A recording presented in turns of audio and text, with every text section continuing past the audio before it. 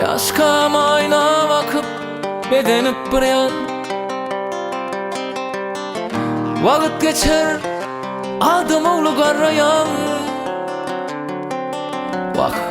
Geçer vakit kara taşlan çalır. Edi kakam deyip böker çağalan. Yıllar örtüp var yayda dolunman. Karış vakit, karış yine bir zaman. Yine sevim için bir pırsat karış. Dolunsam yaşlı